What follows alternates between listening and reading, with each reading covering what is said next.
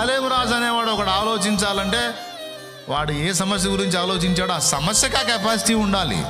ప్రతి చెత్త కోసం షాలేం రాజు ఆలోచించడం ఏంటి? పిచ్చి కాకపోతే అనేది నా ఫీలింగ్. మరి నీ సంగతి? అరే గోరంత దానికి ఏమండి, పావుల బిళ్ళ అంత దానికి, 10 పైసలు అంత దానికి, ప్రతి దానికి ఎప్పుడు ఎదుగుతావు? కొన్ని దేవుని ముందన్న నాకు తెలివి లేదని ఒప్పుకొని ప్రార్థన చేస్తూ దేవుడన్న నీ మనోనేత్రాలు వెలిగించి ఏవి శ్రేష్టమైనవి అవి నీ దృష్టికి తీసుకొస్తాడు. అందుకోసం పరిగెత్తుతూ. కానీ చిన్నపిల్లల బతుకంతా తగలేవాకు. ఆత్మీయ పరిపక్వత లేని అంధకార సంబంధిలాగా అట్టడుగున బడి ఉండవాకు. సిద్ధపడు.